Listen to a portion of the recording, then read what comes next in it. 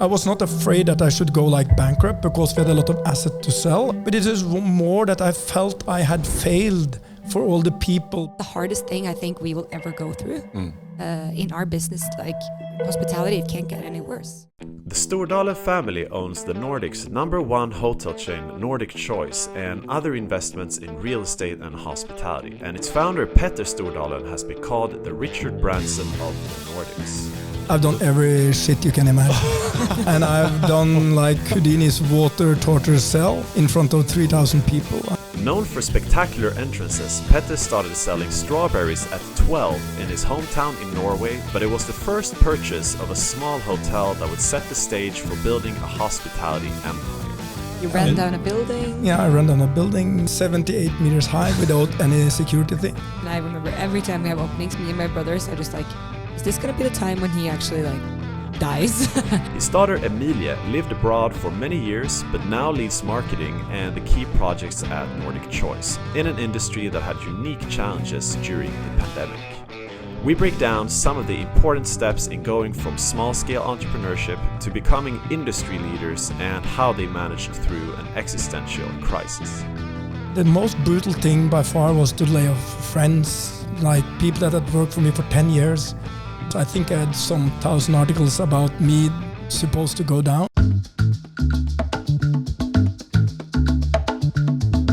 Stockholm is kind of your second home, right? You're here pretty often.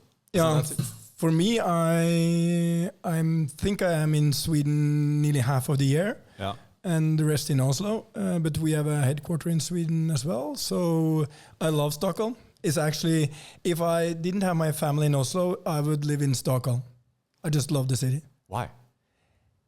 It's vibrant. I don't know. It's beautiful, and no, I just loved it from the first time I arrived, and that must be 20 years ago. Wow. So. Yeah, I agree. I think it's so. Some people say that Stockholm is the capital of Northern Europe, and I just feel like that's 100% true. Everything is just a little bigger, a little cooler, more innovative. So, and I also found myself a Swedish. We both have Swedish partners. Here you see a Swede in a Norwegian body. So we're like, I feel like our family is like merging into Sweden. That's interesting, and we have known each other for a while. We actually met here through mutual friends in Stockholm. This is the first time we meet. What does a Sweden-Norwegian body mean? That means that I love to work with Swedes. I love the way they work. And for me, Sweden has been absolutely a place where I've done most business, and it's probably one of the few countries left that still you can find a handshake is a handshake. They are honest. And so I feel, sometimes I feel 50% Swedish. Yeah.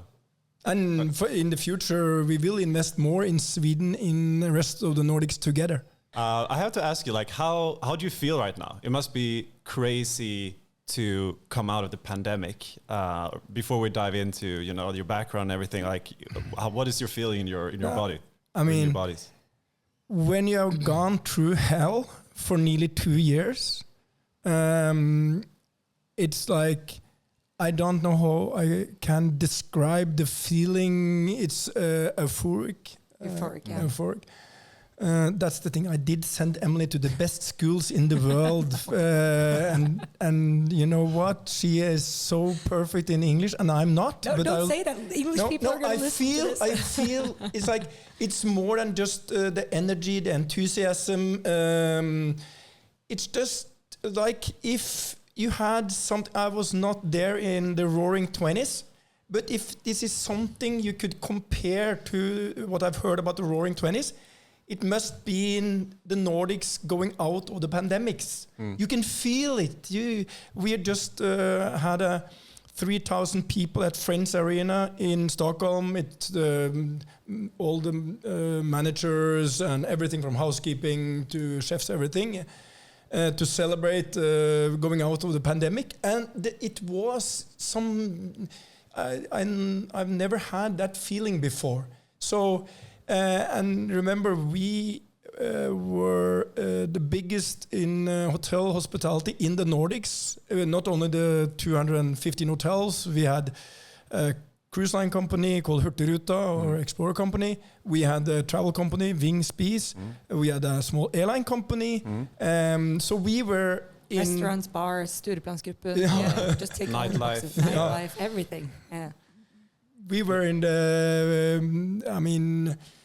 the perfect storm. So we had to lay off like thousands of people. Just hotel companies, probably more than 8,000.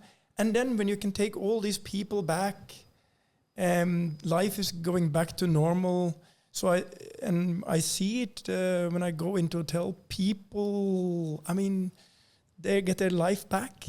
Emilie, do you remember those days, the days when this happened? It was March actually 2020. March 20. I realized, I think 2 weeks before the countries shut down.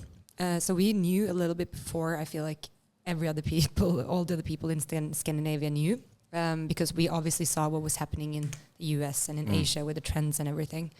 And I have a good friend who works in communication who said to me, I don't know what's going to happen, but I'm going to give you one tip, and that goes for all crises when you go through it. You have to write down, keep a journal. And I'm not kind of a journal person. I've never written a journal. Yeah, but he said, this is no matter where you work or what you do, it's just a great tip, because you're going to forget what you went through, and you're going to only remember wrong pieces, because you're going to tweak the reality. So I actually have 250 days logged from the pandemic every single day.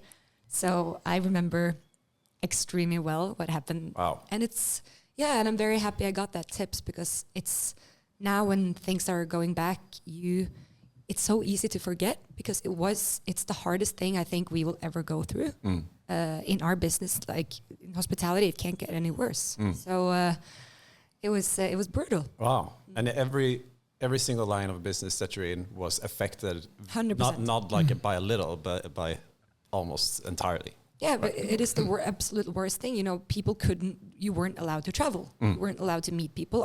All our businesses depend on me meeting you. Yeah. If is it a conference? Is it a birthday? Is it for work? Is it on a plane? And now you weren't allowed to meet other people. So we'll rewind the tape a little bit. And Petter, you're the founder of Strawberry, which is called now. Can you tell me about how that came about? I was born and raised in literally a grocery store in a small town called Porsgrunn. I was the third generation. I was supposed to take over. But I realized that was actually my father's dream, not my dream. You were supposed to take over the store. Yeah, the small grocery store. And literally from when I was born. It was not a decision made by me, made by my father. I loved my father. If I have had any heroes, he is the only one. So, but when I was 18, 19, I realized that I can't be in this store the rest of my life. So I went to Oslo, the capital. I went to a school, and long story short, at the age of 24, I was the youngest manager or a GM of a shopping center, like kind of American mall type of shopping center in Trondheim, and at that time, second biggest city in Norway. Huge success. And then I ended up at the Stordalen. It's like the Harrods of Norway, went into bankruptcy in 92. But the most important thing that brought me to the different things in my life was strawberries, because I loved to work in my father's store. At the age of 12, I loved most of all to sell strawberries at the local marketplace. But the competition was fearless. I had 4 or 5 competitors, and often my berries were a bit smaller. I thought the competition, and so I complained to my father. And one night, he always sat beside me when I went to bed, and I had probably complained a lot. He said, "Peter, I'll tell you one thing. Sell the berries you have, because those are the only ones you can sell." Meaning, from that day, before I laid the head at the pillow, the last thing I thought before I went to sleep was, my father is a genius. And I took that philosophy to sell the berries you have with me. And that have helped me a lot, because it's always easy to look at others. Oh, if I just had that hotel or that chef, or if I just had that car, that wife, it's a never-ending story. Yeah. And when we started the hotel company 25 years ago, we didn't have the best hotels, opposite of today. We are today the number one in the Nordics, but at that time, so we said, it's one thing, we will have the best people. People create magic. So the strawberry philosophy is about people, it's about planet, it's of course about profit as well. It's a kind of umbrella for sustainable new capitalism. And it's also the umbrella for the hotel company, but that's Emilie's thing. No, but it's I've grown up with the story, and a lot of people in Norway has grown up with the story, and it's surprisingly how often it works. Even in the pandemic, we were sitting there and looking at, if we just had that, if that was just coming over, if this restriction is being lifted, but you don't. And then you're like, okay, if we have 2 guests in Oslo this day, 2 guests, okay, that's the only thing we have, but goddamn, they're going to stay at our hotels. And we're going to do everything we can. We're going to launch campaigns. We're going to do marketing things at them. We're going to go and get them, everything. Because give them like a 12 out of 10 experience. Exactly. No, because it's the only thing at that time, it's the only thing you have to work with. They must have had an amazing experience. They did have an amazing experience. You know what? I still remember in May 2020, we did celebrate because we had 6 million in turnover in a day. And I was coming with a lot of enthusiasm to the office. It was only 4 people there. I said, you know what? Today we had 6 million. And then my good friend and GM for the last 25 years in the hotel company said, Peter, it's unbelievable. You know how much we have in a normal day like this? More like 60. Yeah. But that was actually one of the best things coming out of the pandemic. Sorry. We have a hotel called The Thief in Oslo, which is kind of a 5-star hotel. And after 2 years, and we went into the new round of pandemics in January, February. And then they were like, okay, we have no guests. What are we going to do? We need to get them into the hotels. And keep in mind, people have been sitting inside for 2 years at this point. And then they launched a marketing campaign saying, it's called The Thief Room Arrest, where the whole concept went into, you're going to stay at this hotel room and we're going to lock you in here and make it wonderful. And it's sold out. And I was like, yeah, exactly. I was like, what? And it's just a good example of, okay, this is what we have, and we have to do something about it. So that was the barriers you had exactly at the time when it all... It was the rooms. We could lock people into a change. But seriously, we have the best culture in the Nordics, and if you can feel it in the hotels, you can when you meet people, and this is like they can measure it, and culture is maybe the most important thing to take you through like crisis like the pandemic, because most people think it's cash, but it's people. It's people that create and build companies, and it's also people that take you to crisis. Cash is something you need, but doesn't make magic. How many hotel nights do you stay in a year? In an average year, no, I bought an apartment in Stockholm, but if it's under renovation, like quite a few of my hotels right now, or Emilie's hotel right now, so I have normally in an average year 175 to 225, I guess. Hotel nights? Hotel nights. So, that's... Okay, so you almost more than half of the nights. For sure, for sure. And...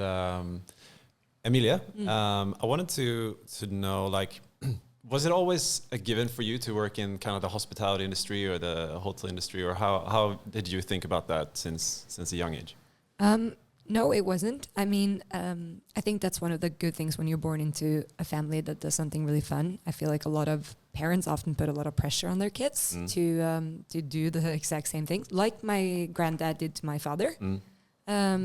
And for me and my brothers, my dad is smart. He was very like, no, you have to do exactly what you want, but hotels are really fun. It was more like, but I think it was also important. I think they are. They are. No. I mean, no, it's amazing. It's so fun. So it's a very easy choice. But for me, for a long time, and it was important for me personally as well to, okay, I have to go out. I have to get myself an education. I have to work somewhere else, because I think I have to learn how to be at the bottom of the food chain a little bit. And also, if you work at your own company, you are going to be treated differently, and that's not always healthy. So in to not turn into a rat or something that's, you know, it's just not healthy for you, I think, to start too soon. Well, So yeah. What was the job you tried? So I was almost 9 years abroad, different studies, and I did internships at hotels. I did an internship at a consulting firm, and I actually really liked consulting. So I went into a job at Deloitte when I moved home, and there I got to work with airline companies, with oil companies, with big businesses, with startups. So for me, that was wonderful because I got to test out a lot of different areas. But I ended up at hotels. Yeah. And what is it that you do at Choice and at Strawberries? Like, what is it your responsibility? I've been going through different departments in the company because I really like working with projects. I think that's a consultancy thing, you know. I like to see something move from A to B and then you go on to something new. But so I worked with a lot of our new hotels. I worked in what we call operations. I helped start one of or the biggest hotel in Norway. But after the pandemic, an opening came up, and now with the whole Strawberry process as the VP marketing for Choice. So I'm very lucky to be in that position now.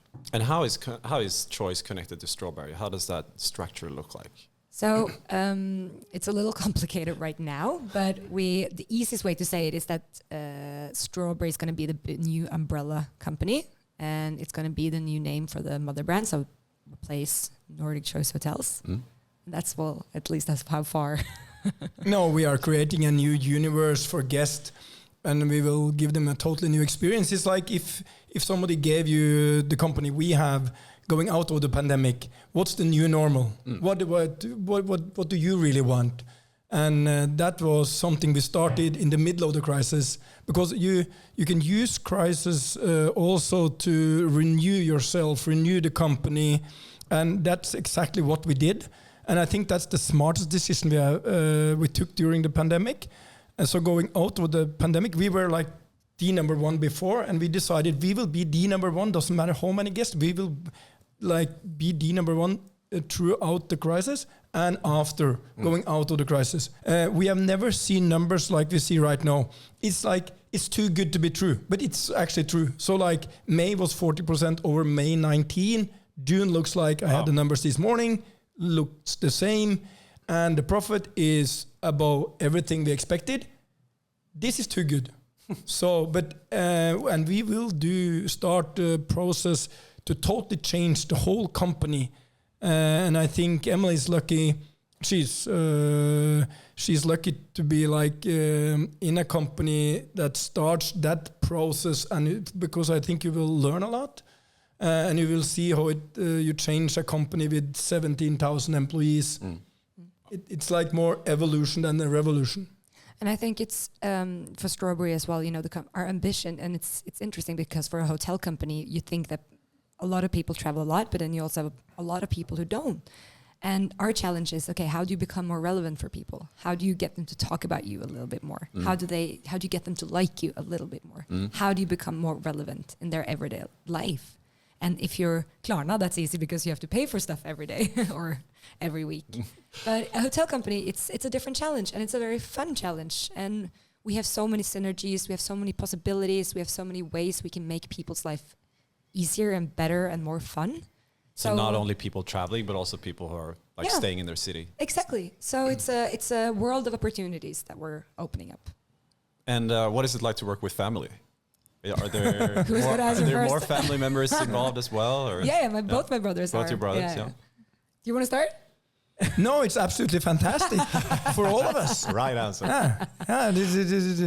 I can't see one negative thing to have your 3 kids working with you. And you know what? They never ask you, why did you do this? Why did you take this decision? It's going way too slow. And it's fantastic to have dinner. You talk about everything without talking about the hotels, or the opposite. Yeah, exactly. No, but it's amazing. I know, like, because you tried both. You also tried other jobs where you but that I was think way more boring. It was more boring. No, but I think you're very lucky. You have to respect the challenges, and you have to respect, you know, the dynamics. But we are lucky because we actually enjoy hanging out with each other outside work, and we also been strategic and a little smart about it. So we don't work too close with each other. Everyone is in their kind of own lane, if you want to say so. But so far, so good.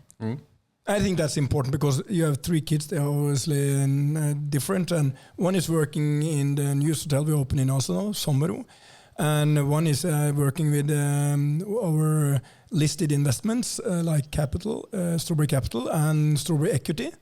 So he works also with like companies like Ving, Hurtigruten, and Stureplandsgruppen, those kind of companies.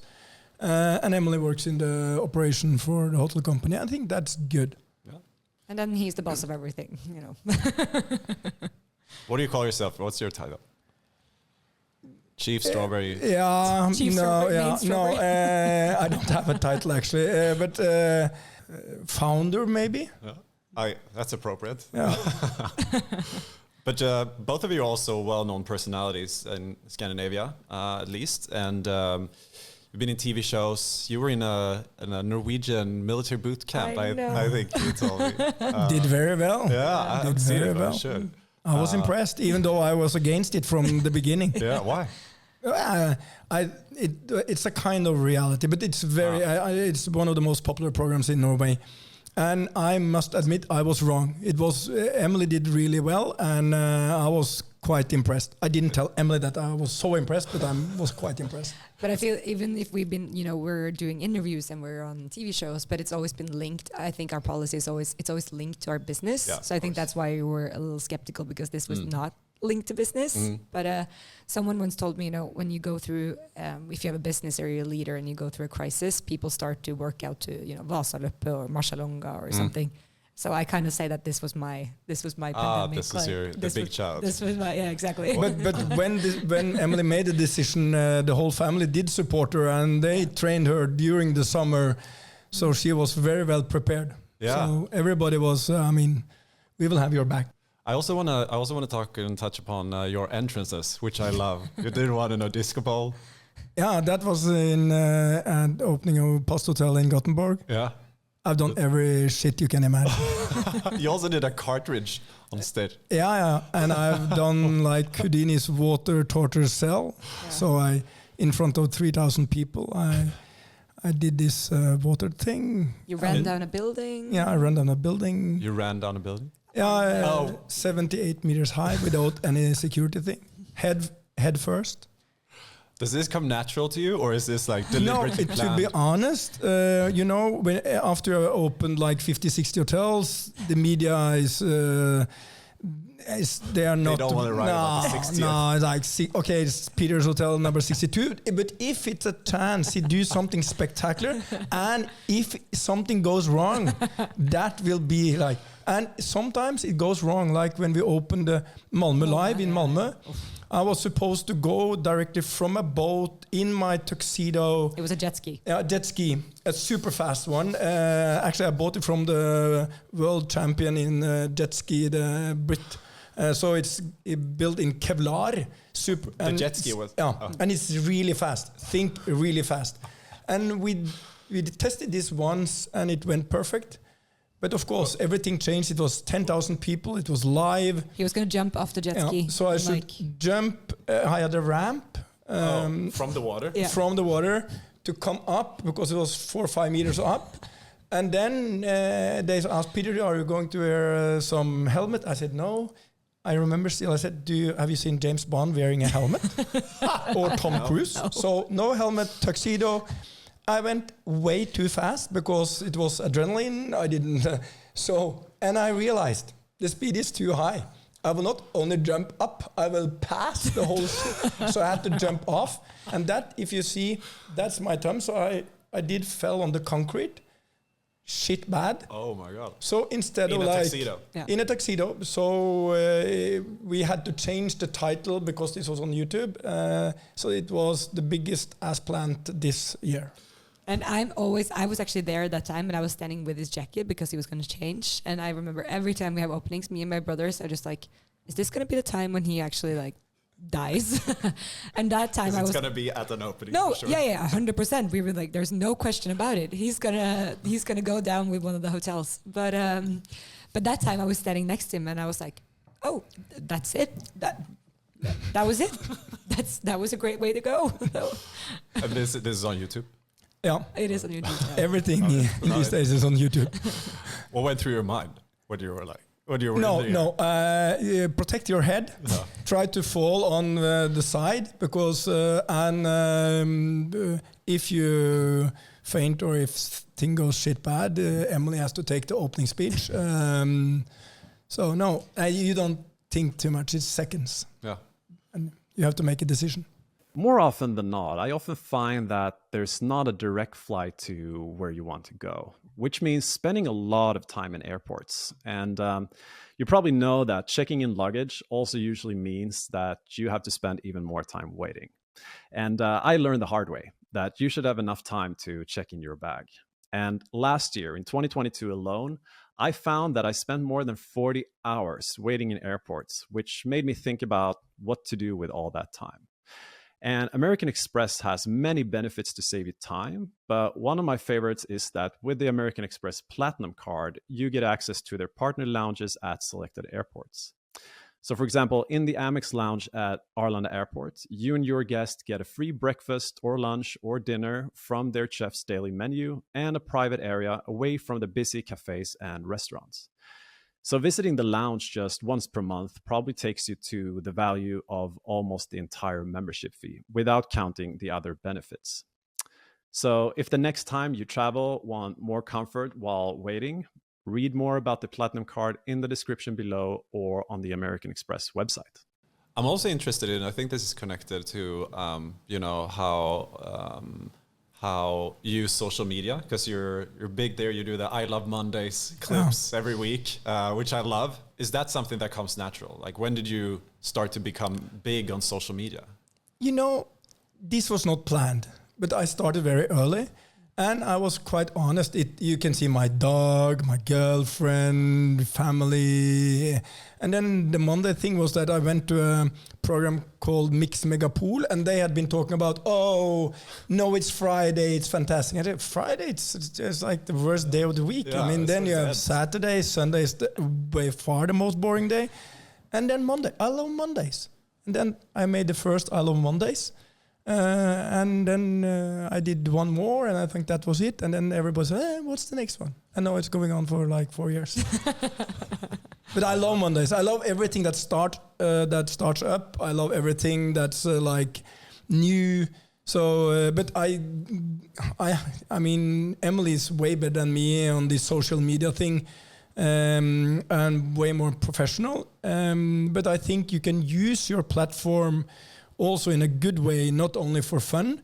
Like we had a brutal terror attack in Oslo just a few days ago, and we are the biggest sponsor to Pride, to the gay community, and we have been that for many years. And for me to use the platform to be very vocal about what we believe in, and I have used my social media to be very vocal about a lot of things. Everything from pay your goddamn taxes, don't move to tax havens, diversity is important, and all these things. So I think, but you need, you can't only have those kind of things. You need to have some fun. You need to have some dogs. You need to do something that's funny. Yeah. But otherwise you get bored. Yeah. But I don't agree. I think my dad has been exceptional at this. He's much better than me than social media, because I think he was so early. He was a little bit of a Richard Branson type, that dared to like do something new and to show that side of himself that not many business people did at the time. When was this about? I think you started when Instagram came out almost. Oh. Yeah. It was in the beginning. Early, it was, So for me, it's different because I'm much more guarded. I have a much more professional relationship to it. No, but it's and that's not always a good thing, I wish sometimes I could be more open about it, and I think that's a tricky thing to make, especially because Instagram is such an influential and it's very like creative and inspiring place. How does the business fit into it? And I think it's a tricky thing, and I think my dad is doing extremely well. Yeah, I think he's one of the few people who actually managed to break that code. You should start doing the Monday videos in English. Yeah. Yeah, I should start to do a lot of things in English. After this is the big, big break. I'm better in Norwegian or Swedish.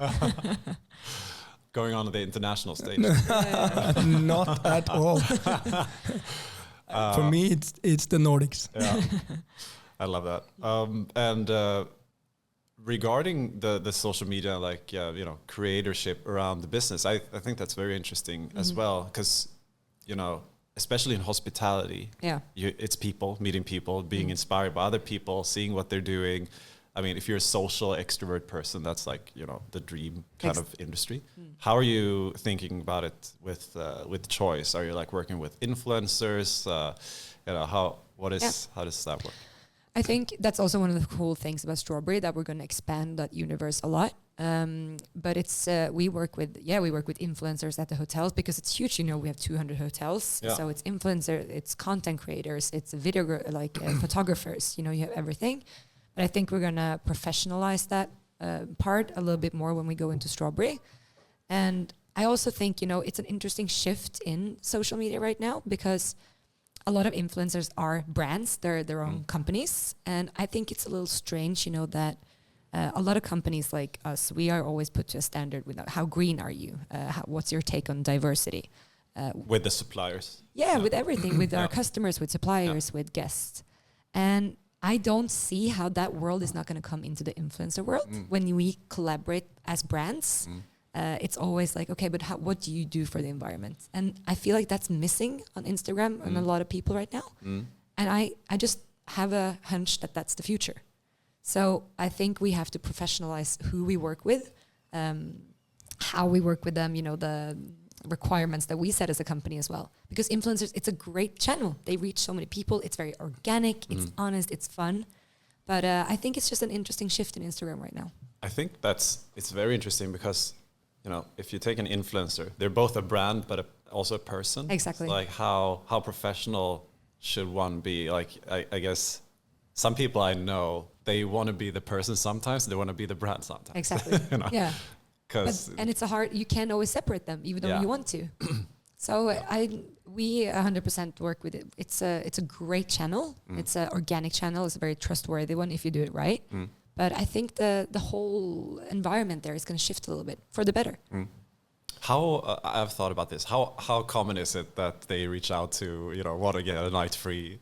To get I feel like a booking agent. Like I could honestly say, like my dad, all our closest friends, I'm like, I could stop working tomorrow and I can show you 10 things today. And I was at breakfast at 6 today, and then this guy shows up to my table and said, Peter, we are going for lunch today. Do you have any recommendations? And I said, yes, I would go there today. Could you book it? And I said, of course. He's like, sure. I didn't want to explain to him that tonight we have 24,000 people coming into the hotels. But the thing is, for that person that came up to that table, he doesn't think about the 24,000 other people. No. He just know me from social media. He feels he know me. Yeah. And for him, it's like natural. Okay, of course, he will be very happy. I will eat in his restaurants or in Storedalen's restaurants. And that's why you need to treat everybody very well. Like always, I have like a philosophy, like always be nice to strangers. And that's helped me a lot. It's like always employ people that better than yourself. And all these things I think is important because if people in my company see I do it, they will do it. It's not never like say, it's not my table. Yeah. As long as a guest asks you, it's your table. Fix it. And if they see even Petter does that, they will do it. It's like show, don't tell. And I think this is, you know, a lot of people see a media persona of my dad and, you know, they have an impression of him. But I think this is by far his best quality as a human. He's so interested. He's so genuine. And you are it's just one of those things I always admire how extremely kind you are and how interested you are in everyone's lives. I mean, if you're a farmer or a taxi driver, my dad is like, "Oh, you drive there? Oh, you're from Iran? I've been there 5 times. Did you live in that? Oh, that village, I've hiked there. Oh, do you know that mountain? That's great." I'm like, how? Like, and you know all these things, and you have these conversations because you are genuinely interested in people, and that's why I also think you're good at this business. Yeah, I think it would be a hard business to run if you would be an introvert. Absolutely. You know, sitting at home and reading Wikipedia. It's the same with you though, Gustav. I don't think you could work as a media company. And Well, like I tried the other types of jobs similar to the ones you had before, and realized that it took me a bit longer, but yeah, definitely. I also we're retired corporate rats. yeah, we are. Then I also wanted to go into we're in hotels, we're in traveling. I wanted to ask both of you. You can't say the same place. I wanted to ask you about your favorite hotel. You can say one within Strawberry, one without. Okay. One outside. Okay. And it can be anywhere in the world. Okay. You can start, Emily, because it gives me some time to think. Okay. Within Strawberry, it's very hard. It's like choosing between, all your favorites. But between your kids, which you could do. Which you could do, yeah. My dad 100% does it. He has favorites. We turn. We rotate. I think within Strawberry, 100% Funkin' Lodge in Svalbard. For me, it's Svalbard. That's very cool. I've never been there. It's such a unique place. It's just nowhere like it. So I always... It's like polar bears. Yeah. Polar bears. It's kind of... It sounds so strange, but when you land in Longyearbyen, it kind of reminds you of Las Vegas, because it's kind of like this empty nothing, and then suddenly you have a little small town. And casinos. And no casinos, but it looks like you are on the moon, and then suddenly you have a city here. And then beautiful nature. It's just so unique. So that's Funkin' Lodge in Svalbard. Wonderful. And then outside Strawberry, I think I would say the Silo in Cape Town. Yeah, I've been there. You've been there? Yeah. Just because of the design is just... So cool. Yeah. Like nothing like it. Oh. And for me, my absolute favorite is yet to be opened. It's in Oslo. It's called Sommero, because it's the most challenging hotel we have ever done. And we have done quite a lot of shit. We did build a hotel, literally we bought airspace in Stockholm and did build the biggest hotel on the top of 4 highways, Clarion Hotel Stockholm. But Sommero was a conversion of a listed building into a unique hotel, where the ambitions was, if this had been built as a hotel, not as like the headquarter to energy company back in 2030s, how would it look like? And we decided to take 2 of the best designers in the world and make magic. So everything I believe in hotels, like bars, restaurant, rooftops, everything is in that hotel, and it's a kind of sum up everything we have done, and it will be a unique hotel. You have never seen a hotel like that ever in your life, and I will never do it again. I had this one chance in my life. This is the flagship. It's something that will define Strawberry for the next 2 decades. Opening in September. Opening in September. Yeah.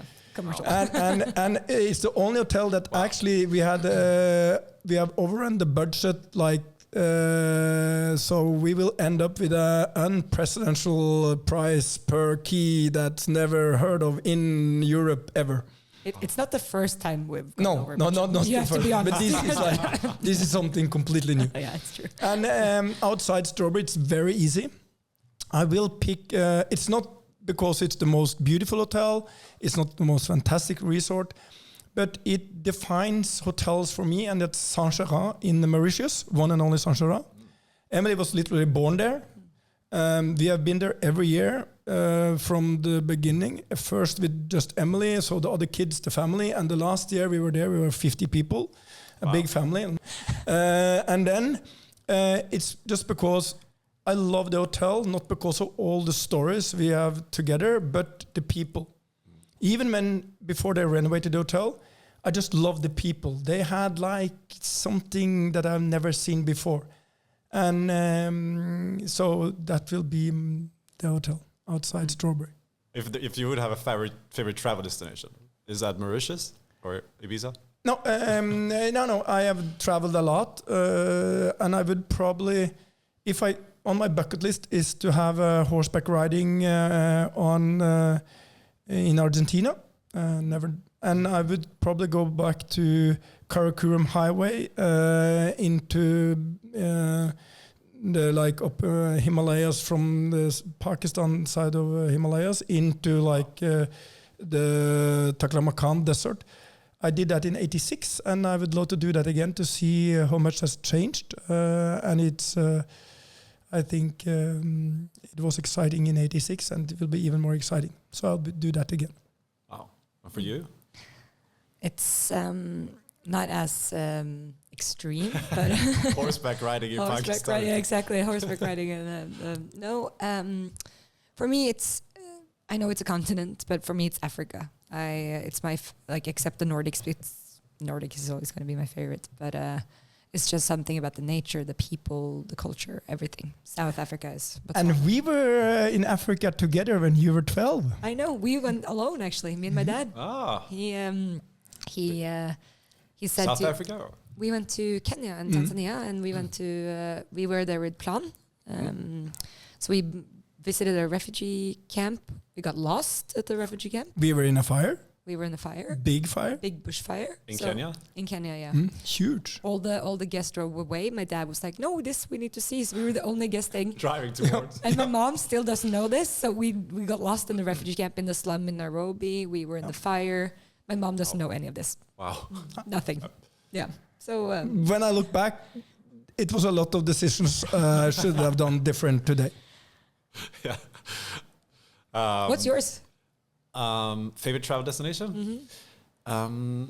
Actually, I think it's Los Angeles. Oh, really? Wow. Yeah, and I like having it because it's a lot of people don't like it. I know. Yeah. Yeah.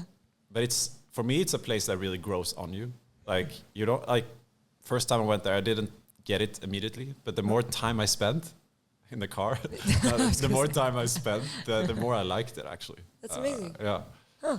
On my bucket list, South America. I haven't done South America. Same. So, It's on my bucket list as well. Argentina, probably. Oh, the Pampas. The Pampas. Just imagine going there with a huge stallion over the Pampas. Is that Argentina? Yeah. Oh. Do you usually go horseback riding where you travel? Not at all. But I love it. Yeah, but I love it. Yeah, I feel it's super dangerous, but I love it. It's just a feeling sitting on a big stallion going like in full throttle. Yeah. Is that the opening for your next hotel?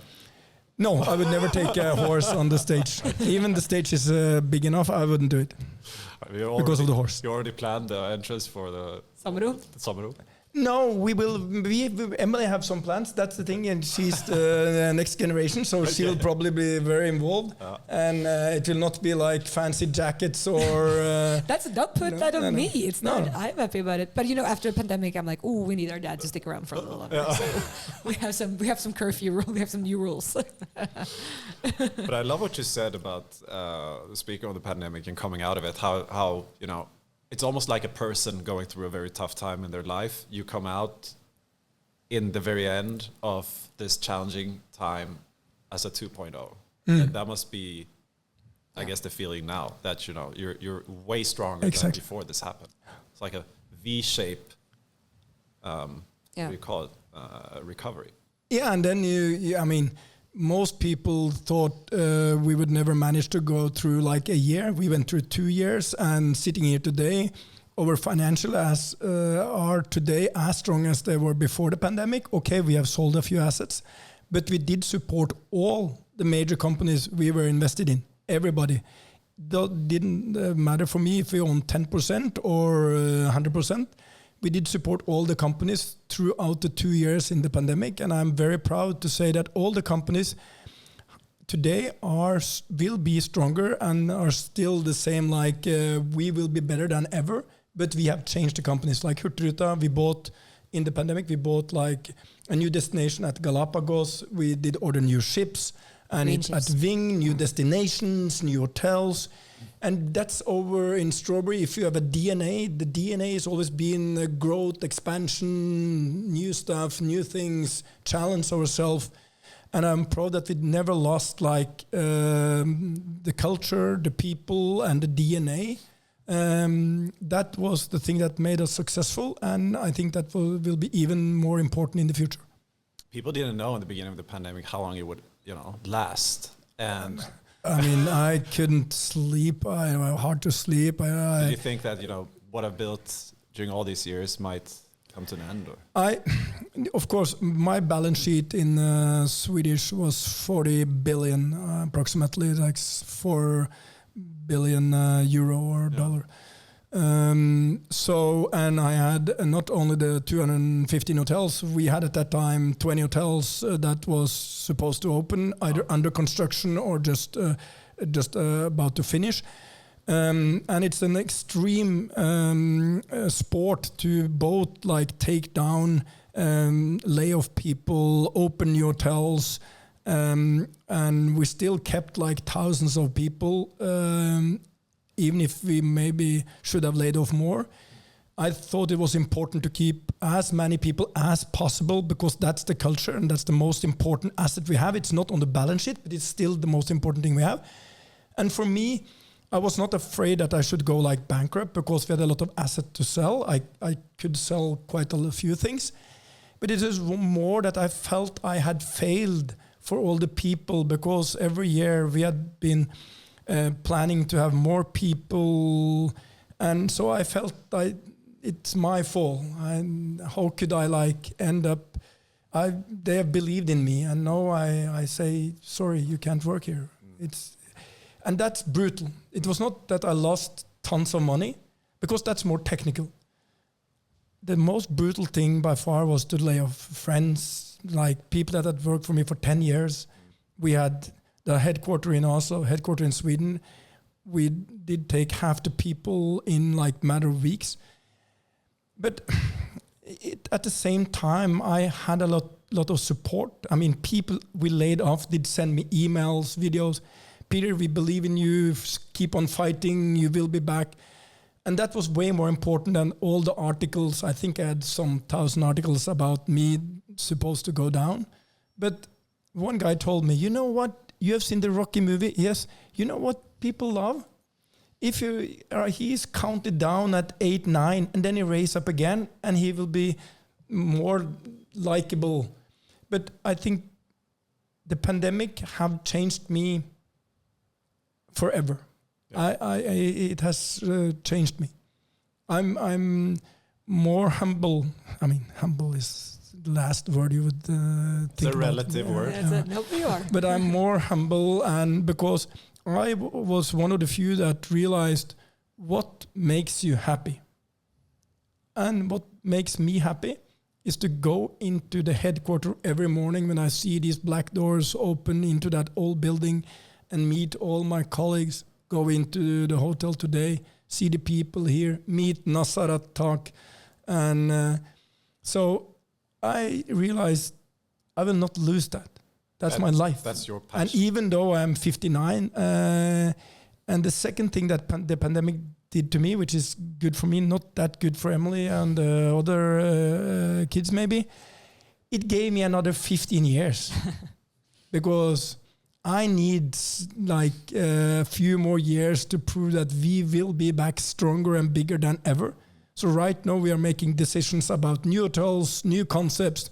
That's why we will introduce the Strawberry Universe.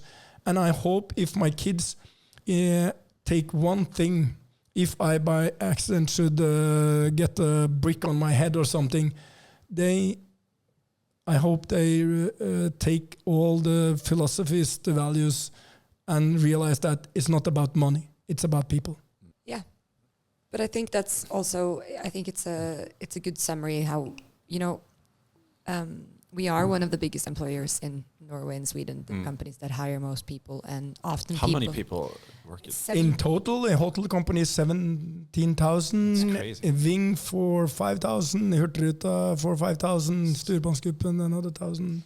So it's also about the people who start to work there. It's often people, students who get their first job, people who move into the country for the first time who get their first job. Who might not have an education. Exactly. And you see that with the immigration crisis we had in 2015 or what's happening now in Ukraine, one of the most important things for them to actually be incorporated into society, it's to get a job. So we have a bigger responsibility as a hotel company, much bigger than I think people realize, because a lot of people think, oh, it's fun and it's restaurants and openings.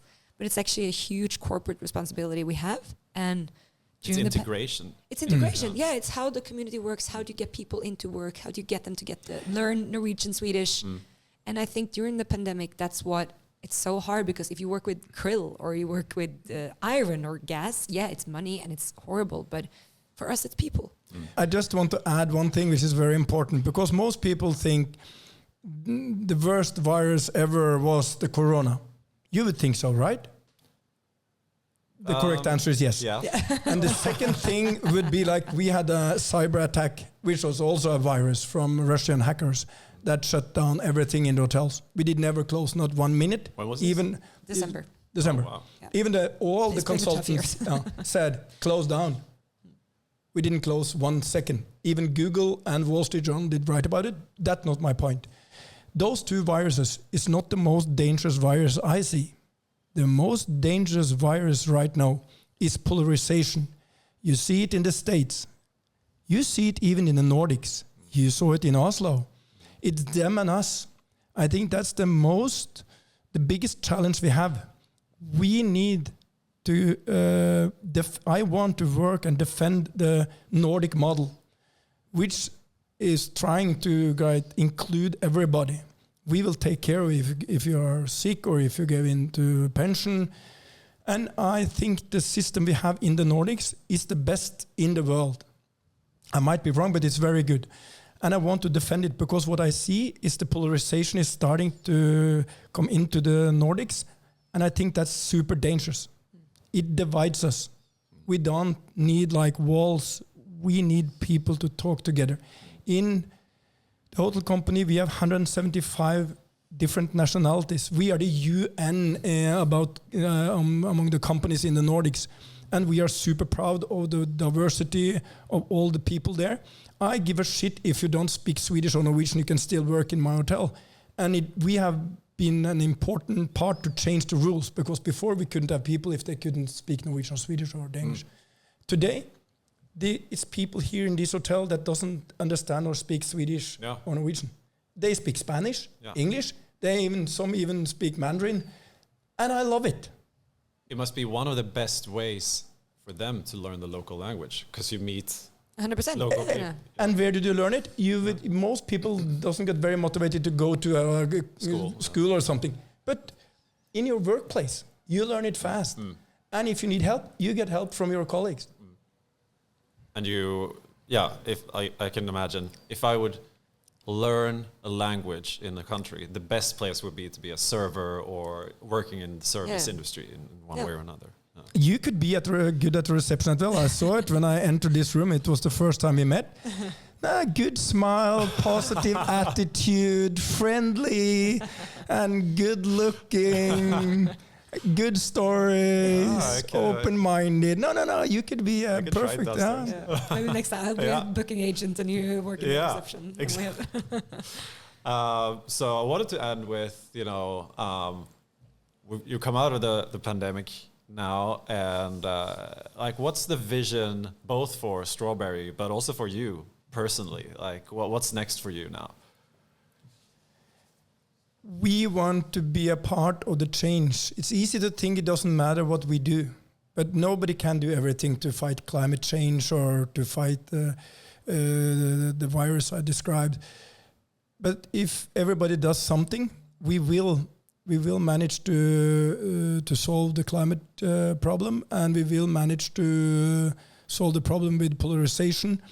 And I want that Strawberry will be an active part in that.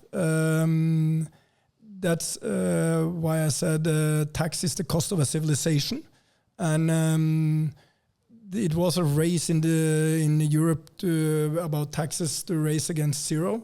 But that's the cost of a civilization, and it financed the society we have in the Nordics. So we have a lot of fights we will take part in, which is not about hotel. It's about the countries I love, the society I love, and I will fight for it. The Nordic model. The Nordic model. And I think with Strawberry, for me, it's extremely inspiring to be able to do this when you're still so young and see and learn how do you take these fights, what fights are the important ones. And I think we are in a very unique place, our company, and with the people we have with us who love to change all our employees are at Nordic Choice or Strawberry because they believe in this. And I think we have such a unique opportunity to say, okay, like I said in the beginning, how do you become more relevant for people?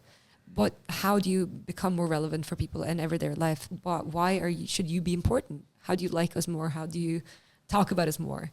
So how can we get rewards and benefits that work better in restaurants, in clubs, and whatever it is, So I think because we are in the Nordics, we're in a smaller market if you compare it to the world. So we have a unique position to try new stuff and to see, okay, how can we change the hotel? How can we change up the hospitality industry? Would metaverse be a thing? Metaverse is interesting. I haven't it's, you never say never. Yeah. But yeah, sure. A hotel in the metaverse. Do you know what the metaverse is? Meta-universe. Yeah. That's why I'm soon. I mean, that's your field, not mine. I always employ Peter better than myself, include my kids. That's why. Yeah. Would you stay in a hotel in the meta? I probably will one day, but I don't know how it's gonna work. Yeah. You are looking at me. This is a conversation, and I don't know anything about. Yeah.